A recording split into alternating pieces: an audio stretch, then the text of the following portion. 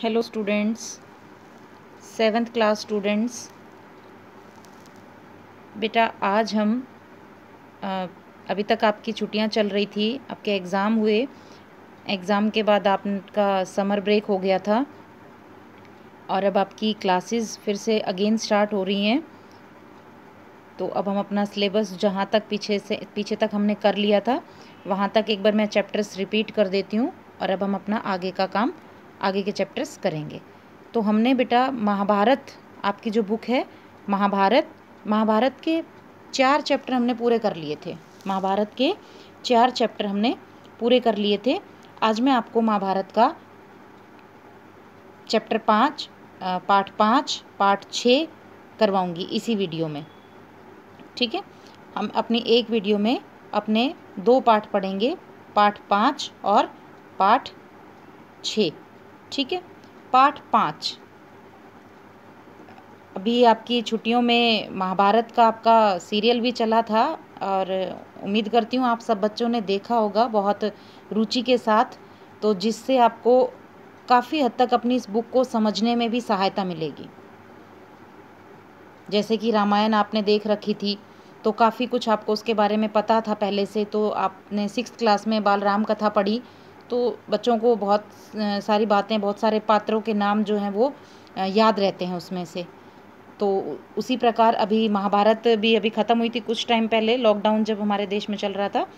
तो आप सब ने अगर देखी होगी तो आपके लिए महाभारत को भी समझना बहुत आसान हो जाएगा, क्योंकि महाभारत हमारा बहुत बड़ा महाकाव्य है। तो हमारे इसमें चैप्टर्स भी ज़्यादा हैं क्योंकि इसमें घटनाएं भी काफ़ी हुई हैं। उसी आधार पर इसके जो पाठ के में हर एक पात्र के अनुसार पाठ को छोटा करके एक एक पात्र के नाम पर पाठ को रख दिया गया है, क्योंकि बहुत बड़ा महाकाव्य है। लगातार हमने ना पढ़कर हमने इसे क्या किया, इसमें बुक में क्या किया गया आपकी में कि एक एक पात्र के नाम पर एक छोटे छोटे चैप्टर्स रख दिए गए हैं। तो जो हमारे पाठ का नाम होगा उसमें हम महाभारत के उस पात्र के विषय में पढ़ेंगे। ठीक, तो पाठ 5 है हमारा कुंती। कुंती कौन थी? पांडवों की माँ थी। महाभारत में 2 मुख्य थे, कौरव और पांडव। ठीक है, धृतराष्ट्र के पुत्र थे कौरव और पांडु के पुत्र कहलाए पांडव। हस्तिनापुर नरेश, हस्तिनापुर के जो राजा थे धृतराष्ट्र, धृतराष्ट्र के पुत्र जो थे, 100 पुत्र थे उनके, उनका नाम वो कौरवों के नाम से प्रसिद्ध हुए। और पांडु के 5 पुत्र थे। पांडु धृतराष्ट्र के ही छोटे भाई थे, उनके 5 पुत्र थे तो वो पांडव कहलाए। पांडवों की माँ का नाम था कुंती और कौरवों की माँ का नाम था गांधारी। कौरवों के पिता का नाम धृतराष्ट्र, माता का नाम गांधारी। पांडवों के पिता का नाम पांडु और माता का नाम कुंती था। तो आज हम इस पाठ में कुंती के विषय में पढ़ेंगे, जो कि महाभारत में जिसका बहुत महत्वपूर्ण स्थान है। महाभारत काव्य में उनका, कुंती का जो है वो बहुत ही महत्वपूर्ण स्थान इसमें माना गया है। तो आज हम इस वाले पाठ में उन्हीं के विषय में पढ़ेंगे। कुंती, मैं आपके सामने पाठ पढ़ रही हूँ और पाठ के बीच में आपको जहाँ थोड़ा सा कहानी को इजी करना होगा वो मैं आपको समझाऊंगी। मैं आपके सामने पाठ पढ़ रही हूँ, आपको भी पाठ को पढ़ना है और पहले आपको चैप्टर की रीडिंग लगानी है। उम्मीद करती हूँ सभी बच्चों के पास बुक्स होंगी। अब तो काफ़ी टाइम हो गया, स्कूल में बुक्स मिल रही हैं तो आपने बुक्स सबके पास होंगी। फिर भी अगर नहीं है तो एक पेज आपके चैप्टर का भी मैं आपके पास क्वेश्चन आंसर्स के साथ PDF में भेजूँगी। तो जिन बच्चों के पास बुक्स नहीं है वो वहाँ से अपने चैप्टर को रीड करेंगे। पांडु का विवाह यदुवंशी राजा शूरसेन की पुत्री प्रथा से हुआ। प्रथा का पालन पोषण शूरसेन के फुफेरे भाई कुंती भोज ने किया था, इसलिए वह कुंती के नाम से प्रसिद्ध हुई। कुंती श्री कृष्ण की बुआ लगती थी। श्री कृष्ण यदुवंशी थे, यादव वंश से थे वो, तो जो ये कुंती थी ये भी यदुवंशी थी, यादव वंश से संबंध रखती थी। और इसका असली नाम था प्रथा। प्रथा इसका असली नाम था। सूरसेन की ये पुत्री थी, प्रथा इसका नाम था। और इसका जो फुफेरा भाई मतलब इसकी जो बुआ का लड़का है, उसने इनका पालन पोषण किया था, उसका नाम कुंती भोज था। इसीलिए प्रथा का नाम क्या पड़ गया था? कुंती। एक बार ऋषि दुर्वासा ने कुंती की सेवा से प्रसन्न होकर उसे वरदान में एक मंत्र दिया और कहा कि इस मंत्र को पढ़कर वह जिस देवता का आवाहन करेगी वह उसके पास आएगा। उस देवता के प्रभाव से उसे वीर और पराक्रमी पुत्र प्राप्त होगा। आवाहन का मतलब है बुलाना। मतलब ऋषि दुर्वासा की इसने सेवा की कुंती ने, तो वो इससे बहुत प्रसन्न हुए और प्रसन्न होकर उन्होंने कुंती को वरदान दिया। वरदान में एक मंत्र दिया कि जब भी वो इस मंत्र का उच्चारण करेगी, इस मंत्र को पढ़कर जिस देवता को याद करेगी, जिस देवता को भी बुलाएगी, वो उसके पास आएंगे और उस देवता के आशीर्वाद से, उनके प्रभाव से उनका एक वीर और पराक्रमी पुत्र प्राप्त होगा। ऋषि के जाते ही कुंती ने उत्सुकतावश मंत्र पढ़कर सूर्यदेव का आवाहन किया। जब ऋषि चले गए तो कुंती के अंदर बहुत ज़्यादा उत्सुकता थी। जो मंत्र उसे मिल गया था उसे प्रयोग करने के लिए बहुत उत्सुक, बहुत बेचैन हो रही थी, उतावली हो रही थी। तो उसने उस मंत्र को पढ़ा और सूर्यदेव को बुलाया, सूर्यदेव को याद किया। सूर्यदेव आ गए। उनके अनुग्रह से कुंती ने कवच कुंडल युक्त पुत्र को जन्म दिया। उनके अनुग्रह से मतलब उनके आशीर्वाद से, उनकी कृपा से कुंती ने एक कवच कुंडल, मतलब जिसके ऊपर एक कवच डला हुआ था, उससे युक्त एक पुत्र को जन्म दिया। और उस पुत्र का नाम क्या था? कर्ण। ठीक है, आगे पढ़ेंगे हम पाठ में। कर्ण के नाम से भी पूरा पाठ है हमारा, उसमें पढ़ेंगे हम इस आगे कर्ण के बारे में। कुंती तब अविवाहित थी। लोकलाजवश उसने शिशु को एक पेटी में बंद करके बहा दिया। कौरवों के अधिरथ नाम के सारथी ने उस बालक की रक्षा की। कुंती ने उस समय उत्सुकतावश सूर्यदेव का आवाहन करके पुत्र तो प्राप्त कर लिया, किंतु उस समय वो अविवाहित थी और अविवाहित कन्या के पुत्र होना हमारे समाज में बहुत अपमानजनक माना जाता है। तो इस अपमान के डर से उसने क्या किया, उस बालक को एक पेटी में बंद कर दिया और उसे बंद करके नदी में बहा दिया। तो एक सारथी था अधिरथ नाम का, उसने उस बालक को उठाया, उसकी रक्षा की और उसका पालन पोषण किया। उसकी पत्नी राधा ने उस शिशु का पालन पोषण किया। यही बालक कर्ण के नाम से प्रसिद्ध हुआ। सारथी द्वारा पाले जाने के कारण वह सूतपुत्र भी कहलाया। जब आपने महाभारत देखी होगी तो उसमें कर्ण का नाम सूतपुत्र के नाम से, कर्ण को सभी सूतपुत्र बुलाते थे। तो सूतपुत्र उन्हें क्यों कहा गया? क्योंकि एक सारथी के द्वारा उनका पालन पोषण किया गया था। सारथी जो रथ चलाता है, उनके द्वारा उनका पालन पोषण किया, इसलिए वो सूतपुत्र भी कहलाए। पांडु का दूसरा विवाह मद्र देश की राजकुमारी माद्री से हुआ। सम्राट बनने के पश्चात पांडु कुंती और माद्री के साथ वन में विहार के लिए गए।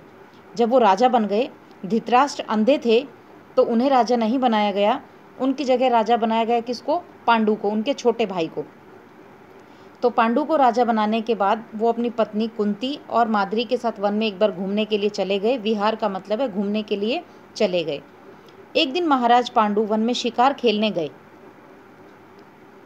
वहीं जंगल में हिरण के रूप में एक ऋषि दंपत्ति भी विहार कर रहे थे।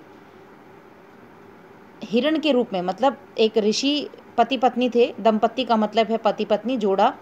ऋषि वो पति पत्नी दोनों हिरण का रूप लेकर वन में घूम रहे थे। पांडु ने अपने तीर से हिरण को मार गिराया।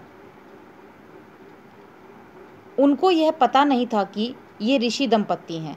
मतलब पांडु ने अनजाने में क्या किया, उसने तीर तो चलाया था हिरण पर वो तीर लगा किसे? उन पति पत्नी को, ऋषि दंपत्ति को। ऋषि ने मरते मरते पांडु को शाप दिया। ऋषि के शाप से पांडु को बड़ा दुख हुआ।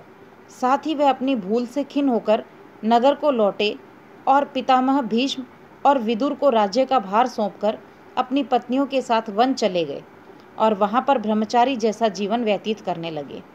कुंती ने देखा कि महाराज को संतान लालसा तो है, लेकिन ऋषि के शापवश वह संतानोत्पत्ति नहीं कर सकते।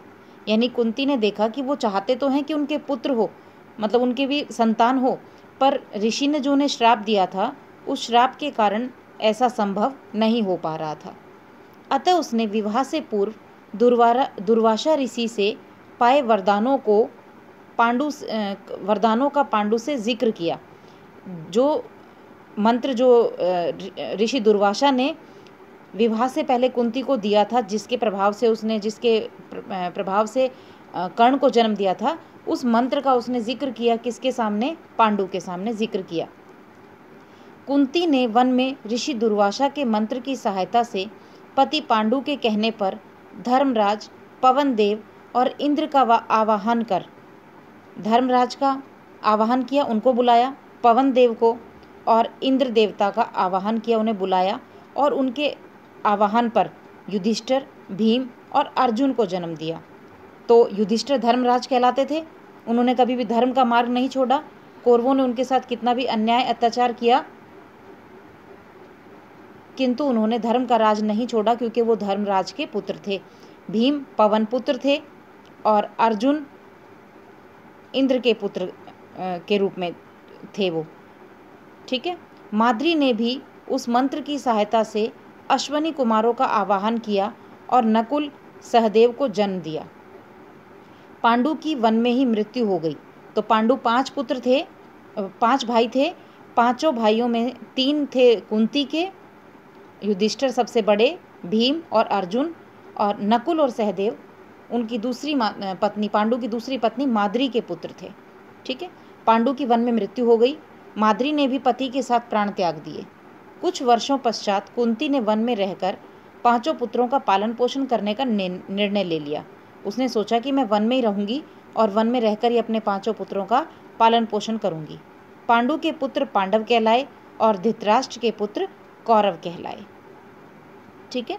हमने इस पाठ में कुंती के विषय में पढ़ा कि कुंती ने किस प्रकार से अपने 3 पुत्रों को जन्म दिया, माद्री ने 2 पुत्रों को जन्म दिया, पांडवों का जन्म किस प्रकार हुआ, इस विषय में हमने पढ़ा। आपको इसके प्रश्न उत्तर कॉपी में करने हैं, PDF आपको मिलेगा, PDF से देखकर आपको प्रश्न उत्तर करने हैं, ठीक है। और इसके कुछ फिलअप, ये खाली स्थान है, ये भी आपको कॉपी में करने हैं। कुंती का असली नाम डैश था, क्या नाम था? प्रथा। कुंती ने सूर्यदेव के अनुग्रह से डैश को जन्म दिया। सूर्यदेव के अनुग्रह से किसको दिया था? कवच कुंडल युक्त कर्ण को दिया था। माद्री ने डैश कुमारों का आवाहन कर नकुल, सहदेव को जन्म दिया, तो अश्वनी कुमारों का आवाहन करके। इसमें नीचे कुछ और प्रश्न है बेटा, मैं वो प्रश्न पढ़ रही हूँ आपके सामने, आप इसका आंसर खुद भी लिख सकते हैं, खुद से ही लिखेंगे। महाराज पांडु की 2 रानियां थी, कुंती और माद्री। इन दोनों के पुत्रों का नाम बताइए। कुंती के 3 पुत्र, उनके नाम लिखने हैं। माद्री के 2 पुत्र, उनके नाम आपको लिखने हैं इसमें। कुंती ने किस देवता का आवाहन कर युधिष्ठिर, भीम और अर्जुन को जन्म दिया? तो युधिष्ठिर धर्मराज के आवाहन पर, भीम पवन देव के आवाहन पर और अर्जुन इंद्र के आवाहन पर उत्पन्न हुए थे। तो ये इन दोनों प्रश्नों के उत्तर आपको खुद से लिखने हैं। अब हम पाठ 6 पढ़ेंगे।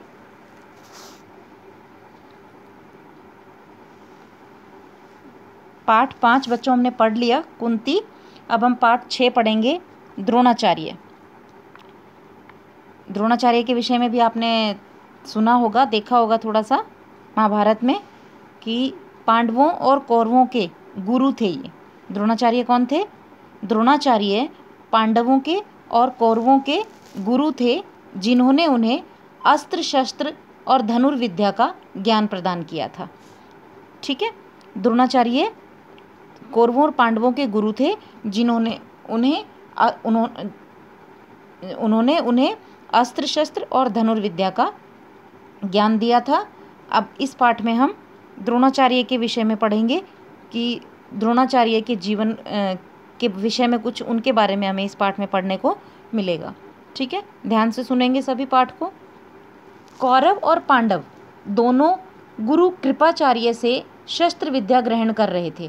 कृपाचार्य जो थे वो इनके कुल गुरु थे और उनसे ये क्या कर रहे थे? शस्त्र विद्या ग्रहण कर रहे थे, सीख रहे थे। इसमें पांडवों के आगे रहने से दुर्योधन मन ही मन जलता रहता था। पांडव जो थे वो अपनी शिक्षा में, अपनी इस धनुर्विद्या या जो भी वो सीख रहे थे इस शिक्षा में, पांडव हमेशा आगे रहते थे, जिसके कारण दुर्योधन जो था वो उनसे मन ही मन में बड़ा चिढ़ता रहता था, बहुत जलता था उनसे। गुरु कृपाचार्य की बहन का नाम कृपी था, उसका विवाह द्रोणाचार्य से हुआ था। कृपाचार्य की बहन थी कौन? कृपी, और उसका विवाह हुआ किससे? द्रोणाचार्य से। आचार्य द्रोण महर्षि भारद्वाज के पुत्र थे। उनका पुत्र अश्वत्थामा था।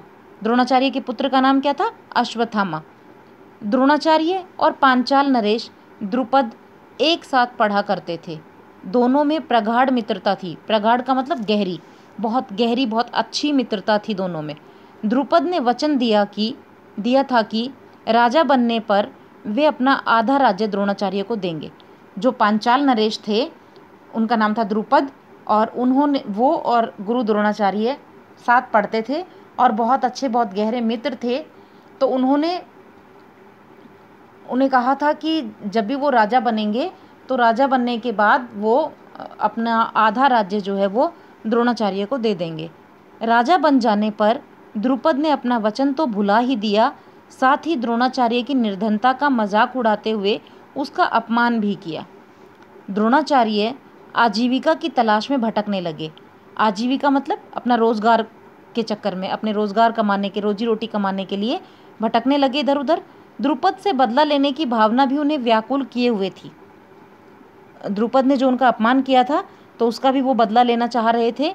उन्होंने परशुराम से धनुर्विद्या की शिक्षा और अस्त्र शस्त्र का प्रयोग सीखा। परशुराम इनके गुरु थे, इससे उन्होंने धनुर्विद्या को सीखा और अस्त्र शस्त्रों का प्रयोग करना सीख लिया। अब आगे है राजकुमारों की शस्त्र शिक्षा। राजकुमार कौरवों की और पांडवों की। द्रोणाचार्य आजीविका की तलाश में कृपाचार्य के पास आए। कौरव पांडव वहां शस्त्र विद्या ग्रहण कर रहे थे। एक दिन युधिष्ठिर और अन्य राजकुमार खेल रहे थे। अचानक उनकी गेंद कुएं में गिर गई। गेंद निकालने के सभी उपाय असफल हो गए। तब द्रोणाचार्य उनके पास आए। उन्हें राजकुमारों की समस्या का पता चला तो उन्होंने एक सींग पर मंत्र फूंका। सींग मतलब एक पतली सी डंडी जो होती है, झाड़ू की सींग होती है जैसे। मंत्र फूंका और उसे कुएं में फेंक दिया। सींग गेंद में तीर की तरह जा चुभी। फिर दूसरी सींग कुएं में फेंकी, वह पहली सींग के सिरे पर जा चिपकी। एक के बाद एक सींग फेंककर उन्होंने गेंद बाहर निकाल दी। उन्होंने पहले एक सींग फेंकी, वो गेंद में चुभ गई, और उसके बाद उन्होंने एक और सींग फेंकी, वो उसके ऊपरी सिरे पर चिपक गई। ऐसे करते करते उन्होंने एक चेन बना दी, एक अच्छे ऊपर तक की एक डंडी बना दी, और उससे उन्होंने गेंद को बाहर निकाल दिया। प्रसन्न बालकों ने द्रोणाचार्य से उनका नाम पूछा तो उन्होंने कहा, यह घटना भीष्म को बता देना, वो मुझे पहचान जाएंगे। राजकुमारों ने इसके विषय में भीष्म को बताया। उन्होंने द्रोणाचार्य को राजकुमारों को धनुर्विद्या सिखाने का अनुरोध किया। द्रोणाचार्य की देखरेख में राजकुमार धनुर्विद्या और अस्त्र शस्त्र संचालन में निपुण हो गए। इनमें अर्जुन सबसे अधिक निपुण था। इसी कारण द्रोणाचार्य का उसके प्रति सबसे अधिक स्नेह था। द्रोणाचार्य का सबसे प्रिय शिष्य कौन था? अर्जुन। अर्जुन पर उनका स्नेह अधिक था क्योंकि वो धनुर्विद्या में बहुत ही कुशल था। वो हर कार्य को बड़ी अच्छे से और बड़ी लगन से करता था, तो इसीलिए वो इनका सबसे प्रिय शिष्य था।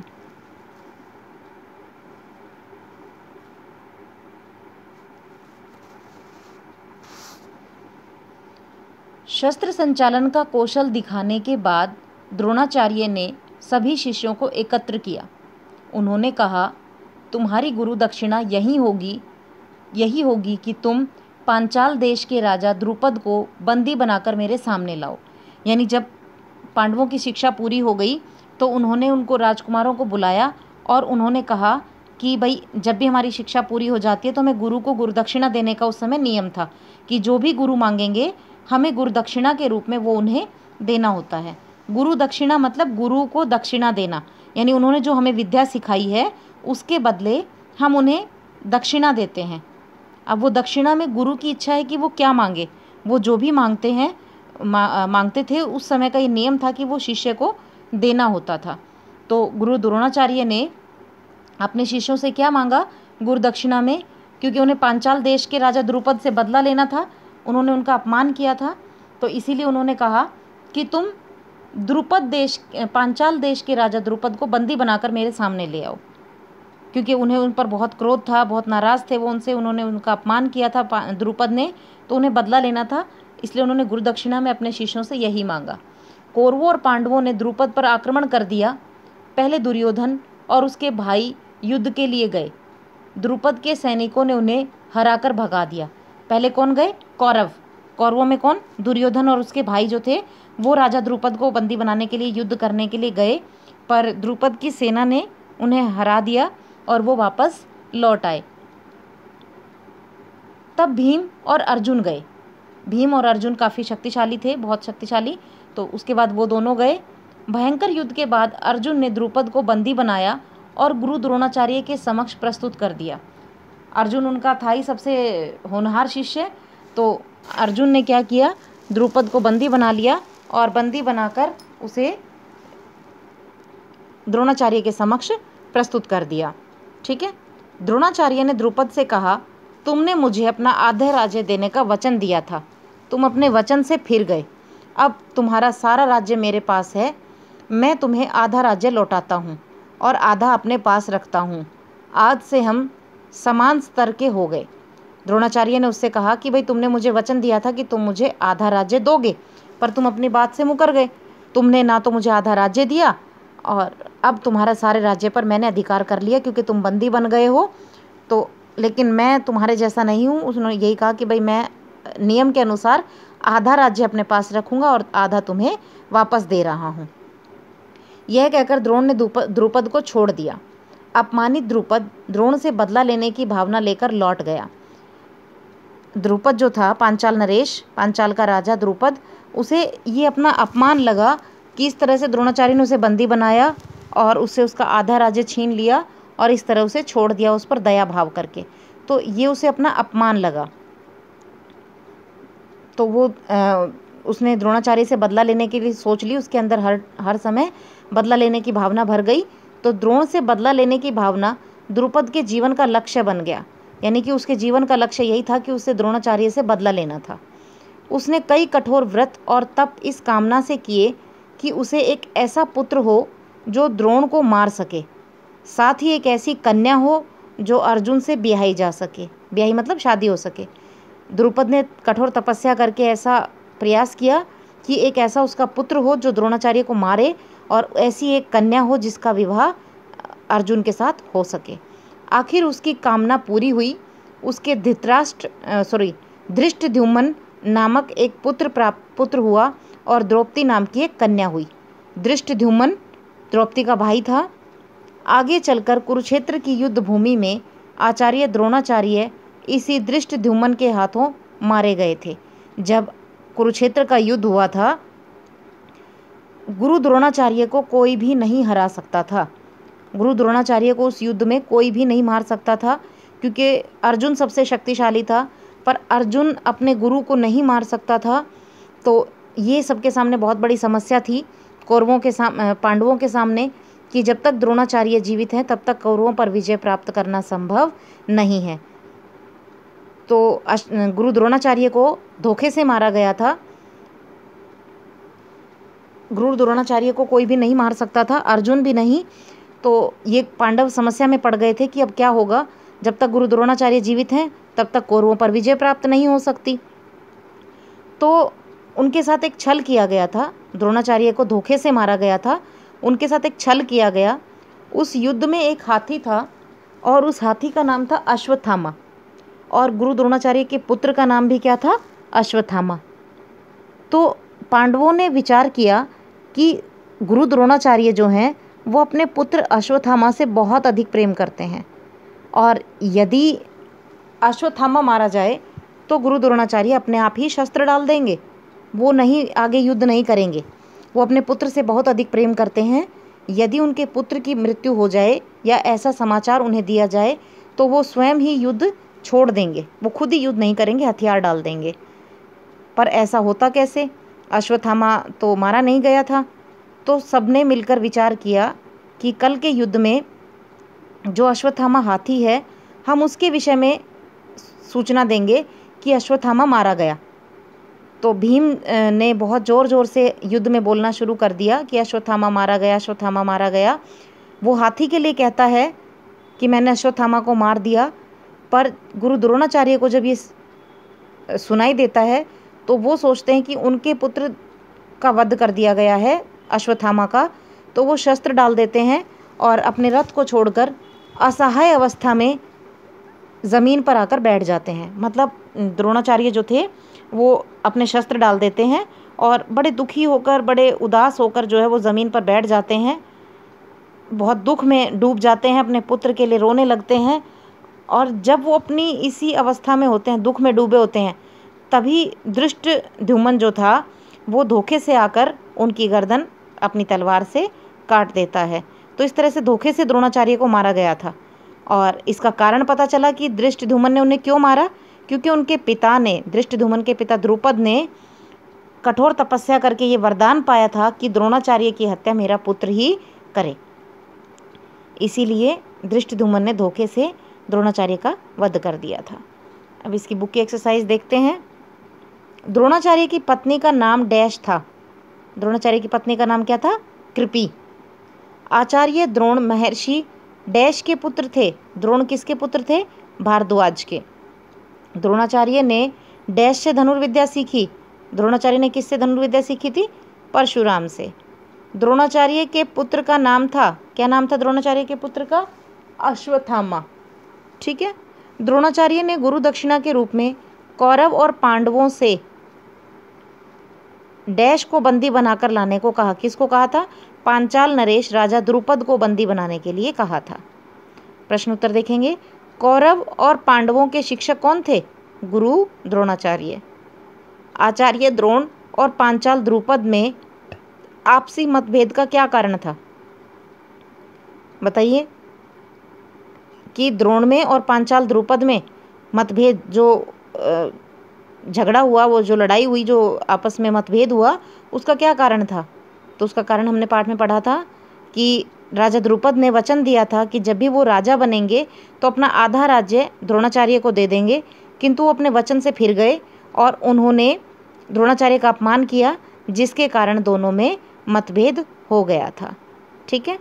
तो बच्चों, हमने आज पाठ 5 पढ़ा कुंती और पाठ 6 पढ़ा द्रोणाचार्य। तो कल की ये जो वीडियो आपको मिलेगी, इसमें आपको दोनों चैप्टर सुनने हैं, पाठ 5 भी और पाठ 6 भी, क्योंकि हमारे छोटे छोटे पाठ हैं, तो एक वीडियो में हमारे दोनों पाठ कवर हो गए हैं। और 7th क्लास स्टूडेंट्स, आप सभी को ध्यान से अपना काम समय पर पूरा करना है। कोई भी काम को इकट्ठा नहीं करेगा, साथ साथ अपने काम को कंप्लीट करते हुए चलिए बेटा। ठीक है।